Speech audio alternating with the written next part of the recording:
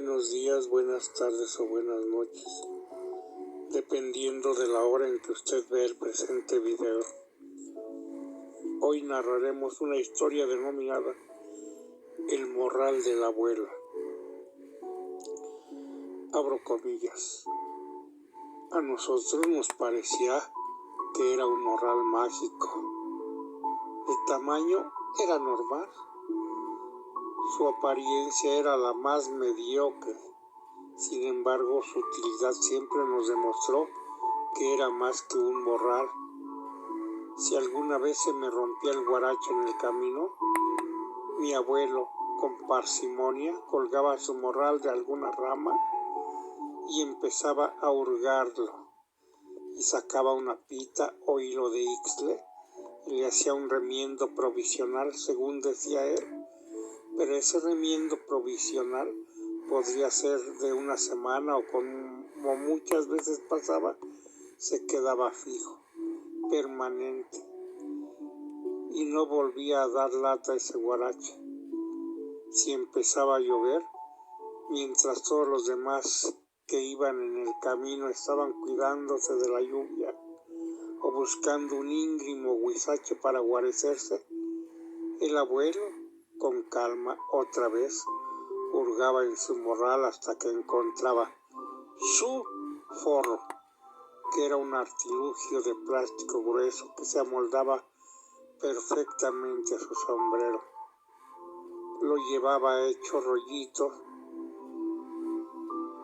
Ese al que él llamaba forro lo traía como taco con una liga, lo desenvolvía y se lo colocaba en el sombrero y seguía caminando como si nada.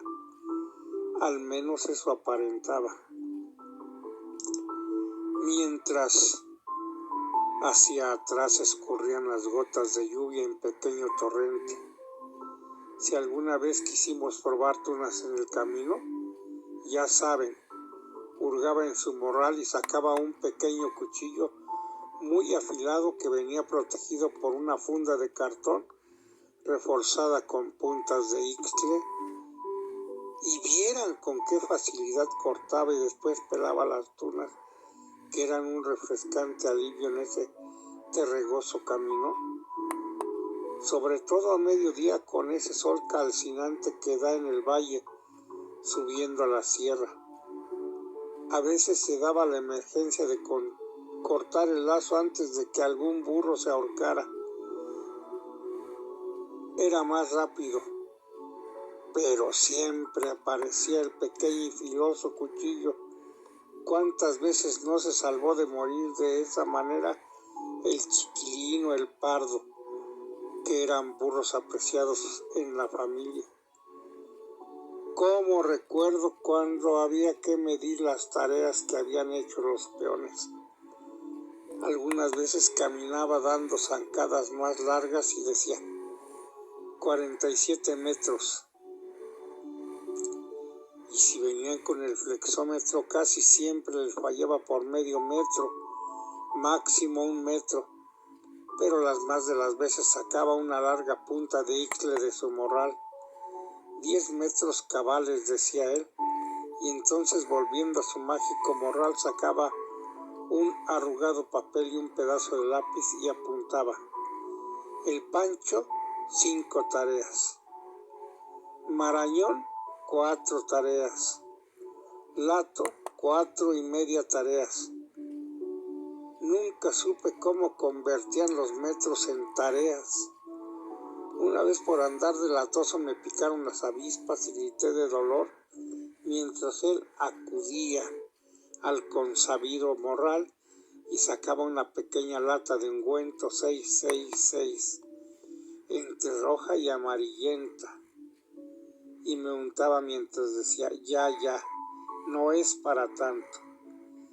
Recuerdo cuando llevaba yo su machete y por sonso tropecé y me hice una gran cortada mientras él sacaba su pequeño cuchillo para cortar un pedazo de penca de maguey para quitarle el forrito, piel, cutícula, y me envolvía la herida. La envolvía con la piel del maguey mientras montaba un ungüento 666 con mucha calma y me decía, ya, no es para tanto. Ahora sé que el famoso ungüento no servía para nada en este tipo de heridas, pero lo que me curaba era la actitud del abuelo, la calma con que lo decía y te tranquilizaba haciendo que el dolor desapareciera. Y ese era el morral del abuelo.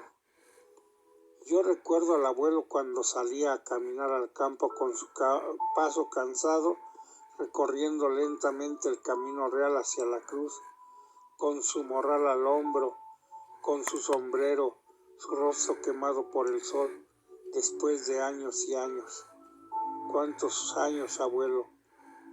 Ya ni lo recuerdo. Años de transitar por los caminos de la sierra con tantas arrugas como los pliegues de la sierra, decía el maestro al referirse al abuelo. El abuelo orgulloso decía, cada arruga es una batalla que algún día te contaré. Pasados algunos días, yo de niño ingenuo empezaba a preguntar, abuelo, ¿y esta arruga qué es? ¿De qué es? Es de cuando bajamos al Toro Rejego de allá de la Hondura. ¿Cómo fue, abuelo? Y me contó, el Toro Rejego no se dejaba al azar, ni agarrar nunca. Entonces un buen día me fui ahí a la milpa, pasé la tranca y me quedé parado ahí nomás, parado sin moverme, sin hablar. Y poco a poco se fue acercando el rejego.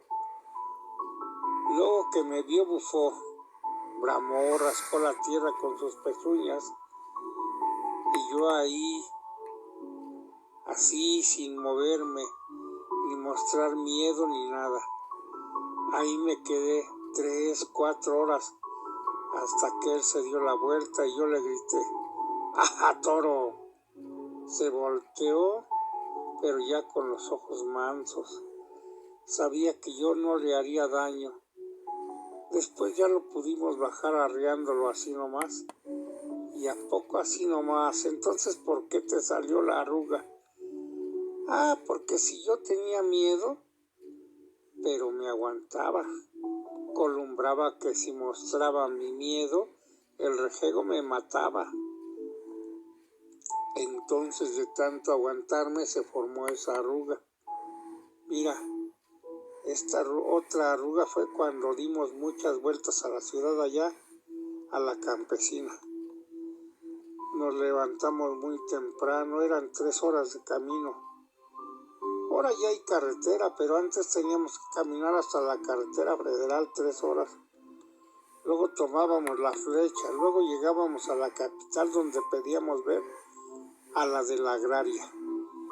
Y ahí nos tenían esperando y ya a media tarde sacábamos el morral y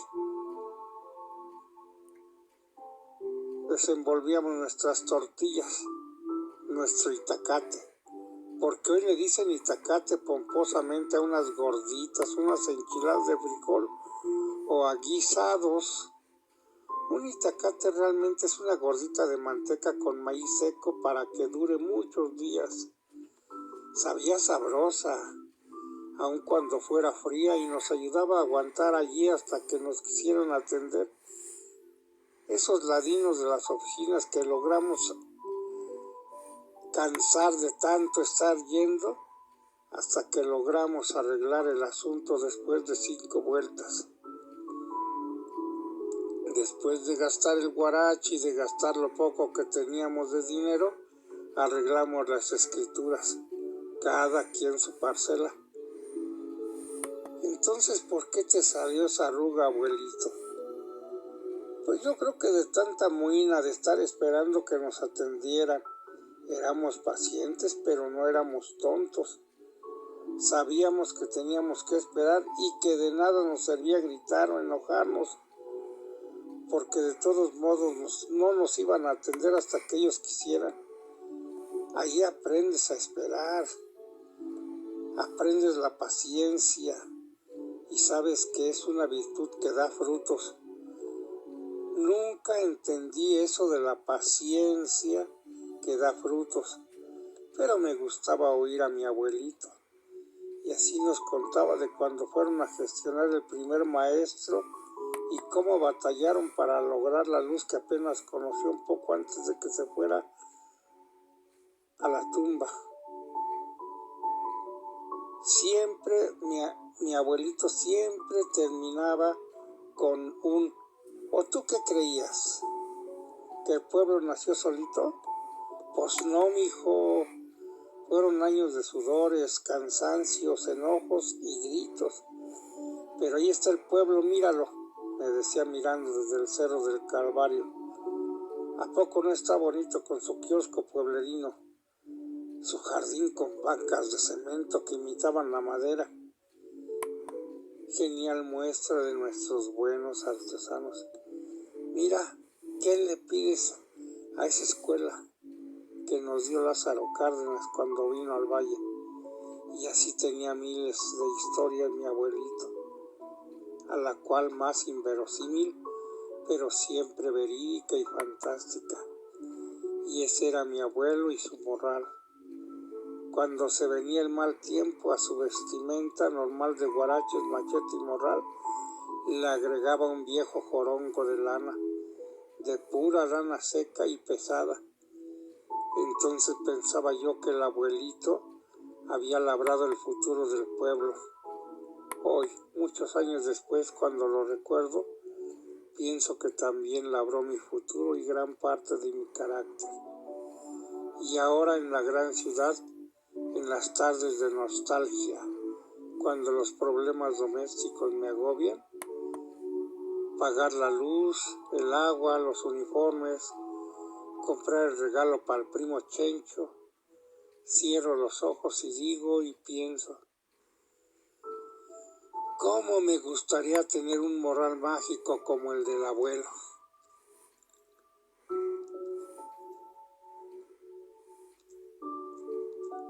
Cierro comillas. Gracias por su atención. Que usted la pase excelente.